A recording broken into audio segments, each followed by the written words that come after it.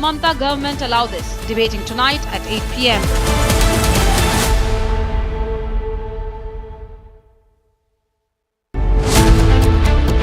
Akhilesh attacks Kathawachaks and Dhirendra Shastri.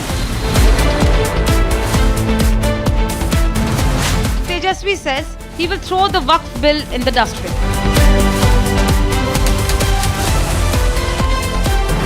Attack Sanatan, defend Waqf. Indi strategy, debating tonight at 9 p.m.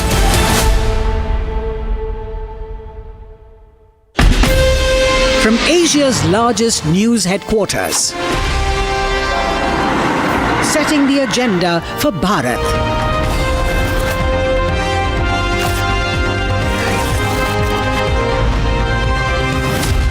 You're watching Republic.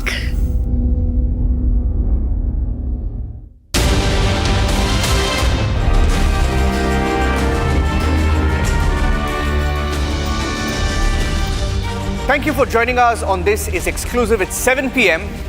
and we're getting you the inside details of the investigation into actor Shefali Jariwala death investigation.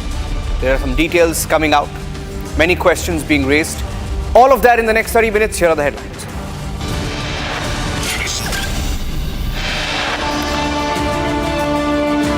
Investigation continues. In the next few hours, we will know what really killed Shefali Jariwala.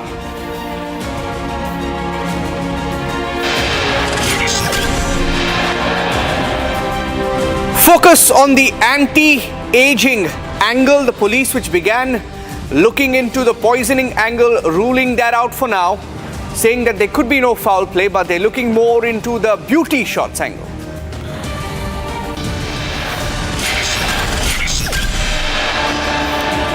What caused the low BP, the BP dip, the blood pressure dip for actor Shefali Jariwala? One of the angles being focused by the police in Mumbai.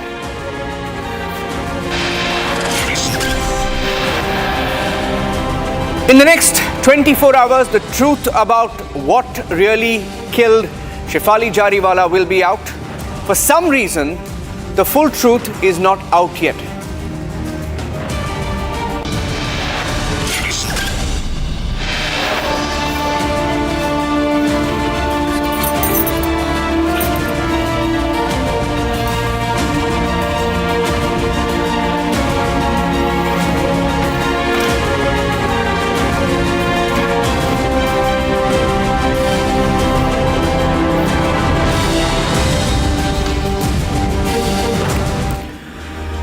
And this is exclusive, ladies and gentlemen. We're getting you some details as part of the investigation being carried out by the Mumbai police into the mystery death of Shefali Jariwala, who died at the age of 42. Now, that story continues to unfold. I have the first breaking news update. Let me go across straight to that.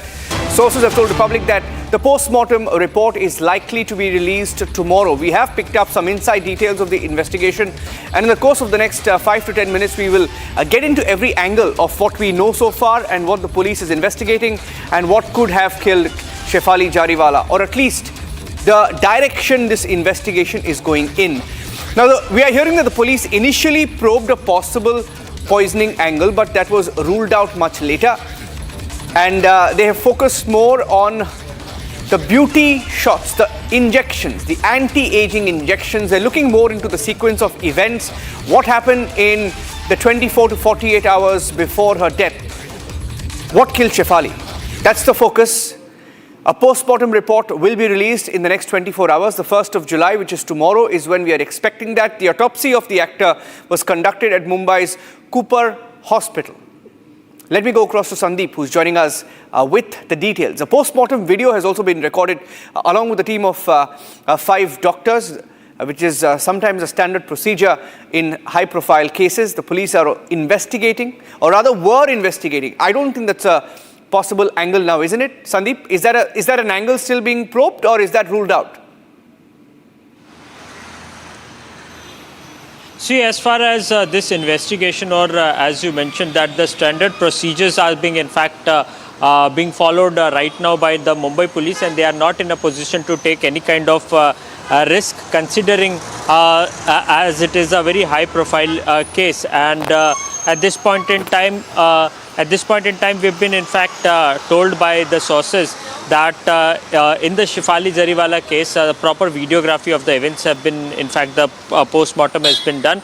Not only that, police has also recovered glutathione vials from the residence of Shefali Jariwala, and also anti-aging tablets have also been in fact recovered or seized by Mumbai police. So as of now, Mumbai police have not in fact found any kind of foul play, but they are not in fact giving a clean sheet or ruling out any possibility of foul play, but they are currently inquiring in this very matter, and they are waiting for the final post-mortem report that will be in fact be out by tomorrow. And the cause of death is initially being said it is cardiac arrest, but the final post-mortem report will be out tomorrow, Niranjan. Okay. Stay with me because I'm getting in the second angle right now. There is another interesting angle that is being investigated in the Shefali Jariwala death case. Sources in the Mumbai police now revealing that she was on a long-term regimen of anti-aging injections, including glutathione. And on the day of her death, Shefali reportedly took another injection after fasting for a religious ritual and collapsed just hours later. And as the police and forensic teams dig deeper, vials of skin-enhancing medications, antacids, also seized from her residence, hearing that glutathione injections were taken just hours before her death. And we have details of that. She was on, was this prescribed to her? Do we have details of what happened in the 24 to 48 hours? If you can take us through this part of the breaking, Sandeep, of what we know of the last 24 to 48 hours before she died.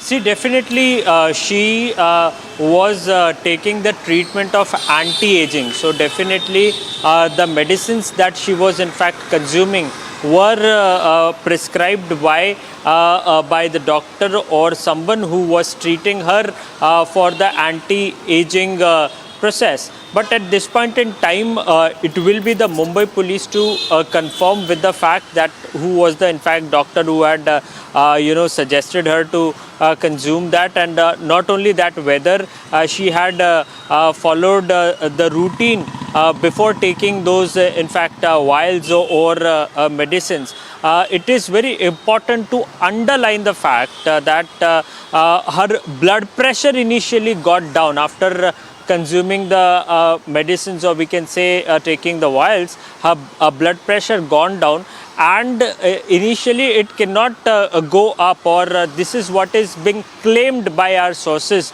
in Mumbai police. And as the blood pressure went down, she failed to in fact recover, and ultimately she got the cardiac arrest, and following which she was in fact taken to the hospital where she was declared dead. So definitely there are multiple angles that are being inquired by Mumbai police. So far Mumbai police has not come to any kind of conclusion in this very case, but yes, they are checking all the facts of the details. Okay. And as we dug deeper, we also found out that, and that's the next part of the breaking news update on this, exclusive details emerging. While she was on this anti-aging supplements regime, she did not have any consultation. She was taking it on her own. It was not prescribed to her.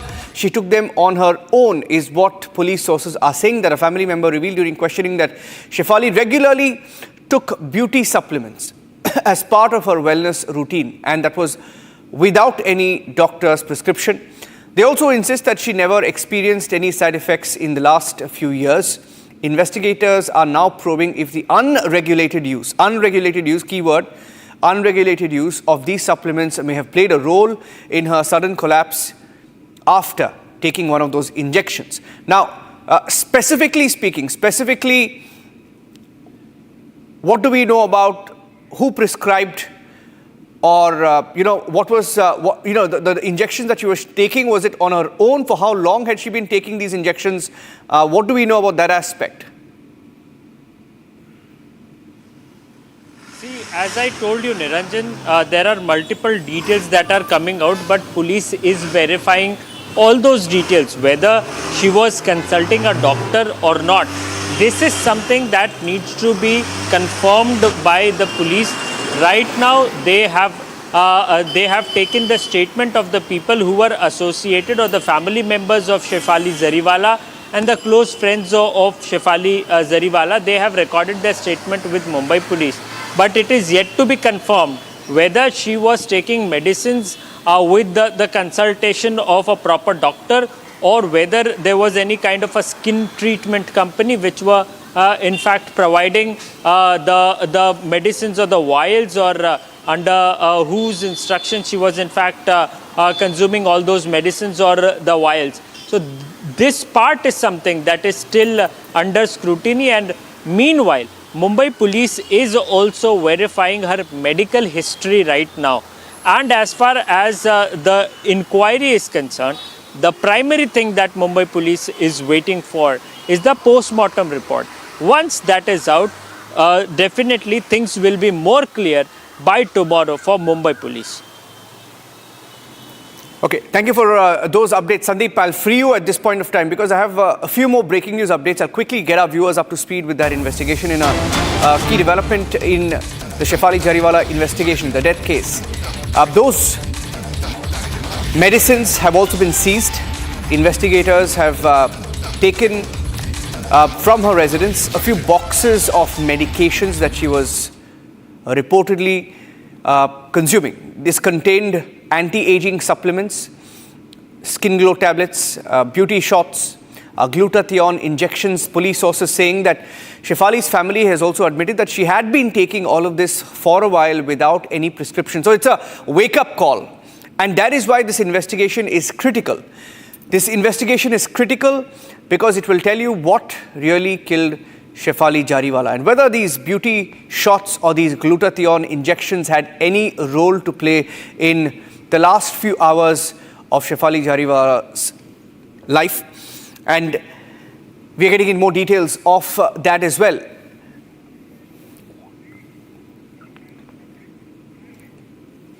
And as we look at this case, the one aspect that comes to light is the unregulated use of such beauty shots, injections. And the truth will be out in the next 24 hours. We're getting in a breaking news update right now in the newsroom that the autopsy report will confirm the cause of death in the next 24 hours. We're expecting that to be released by the doctors.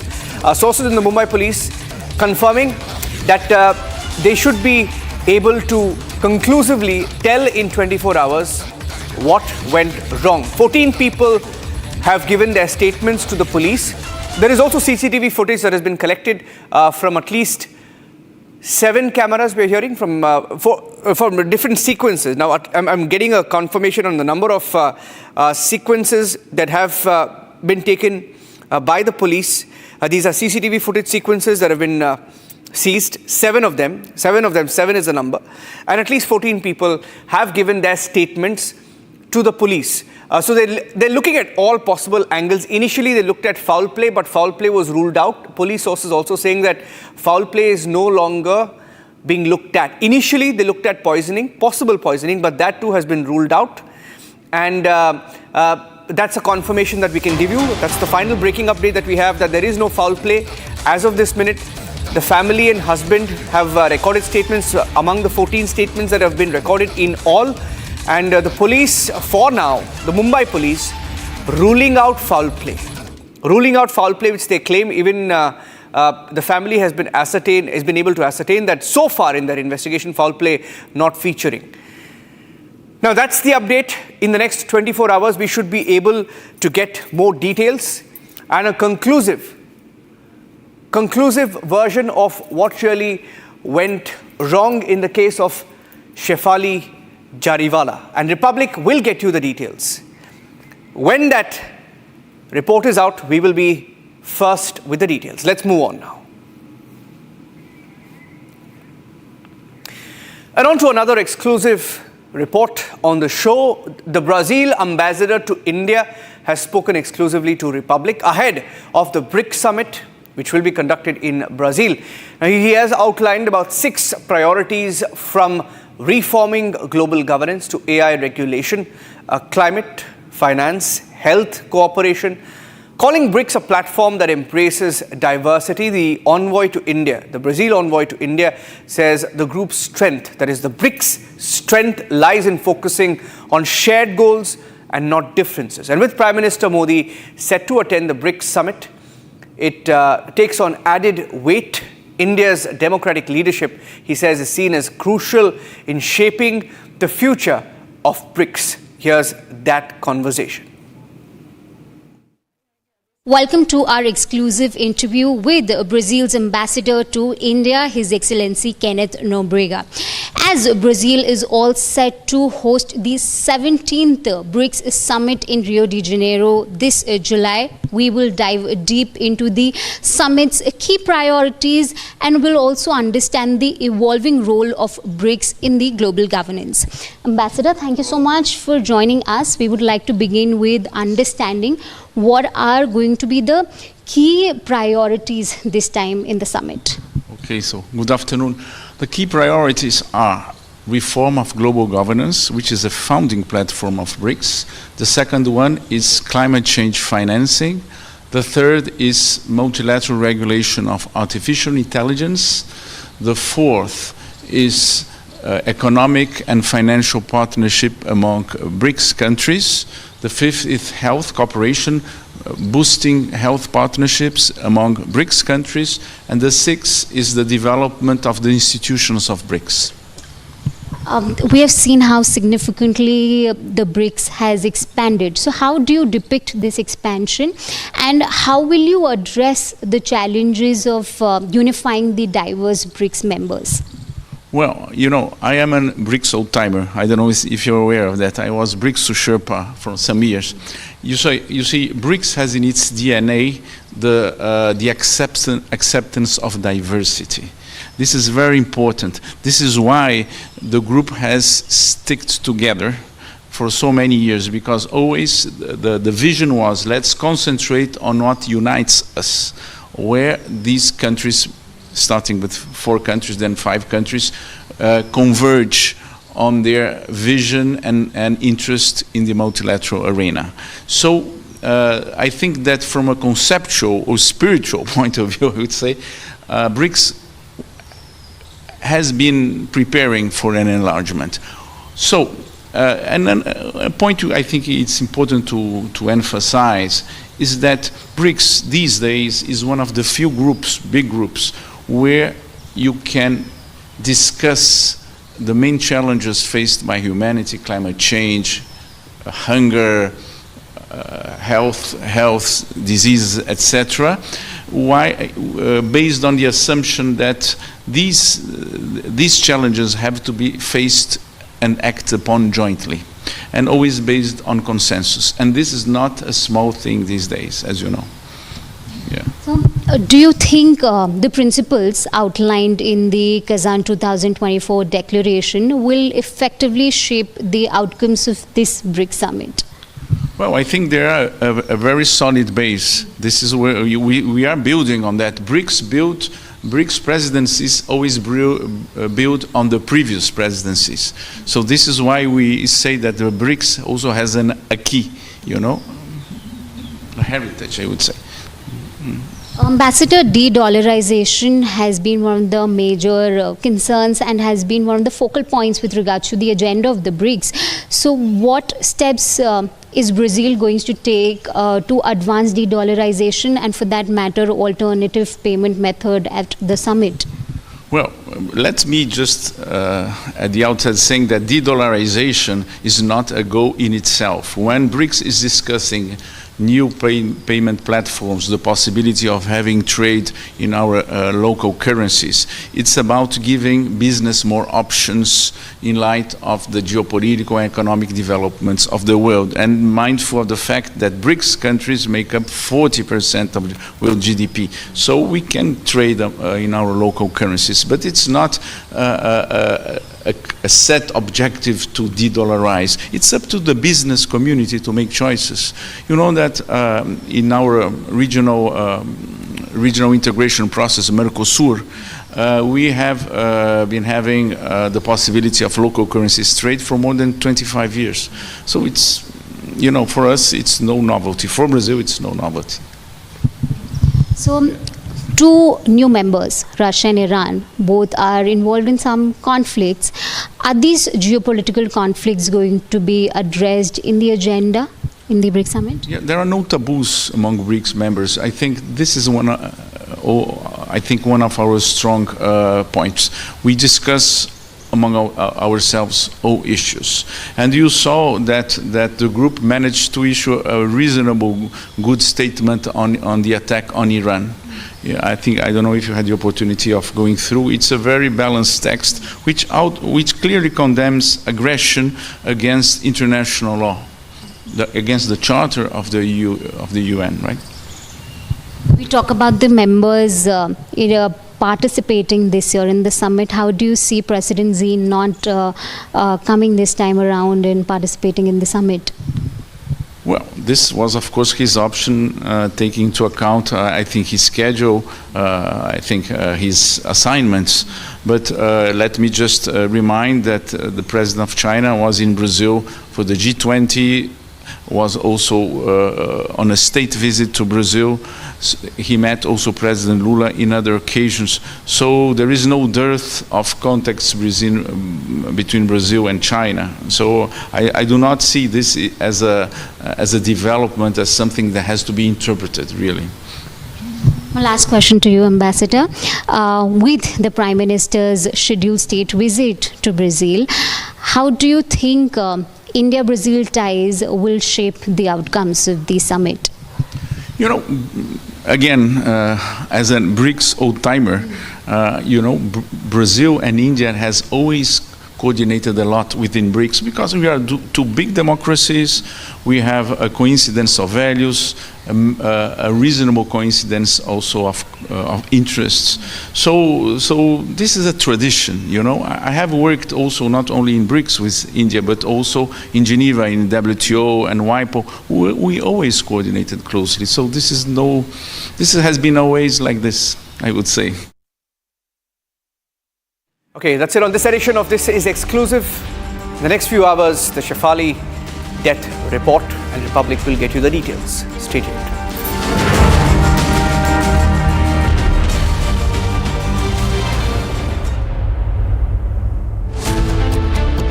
RG Kar rerun in Kolkata. Mamta still silent.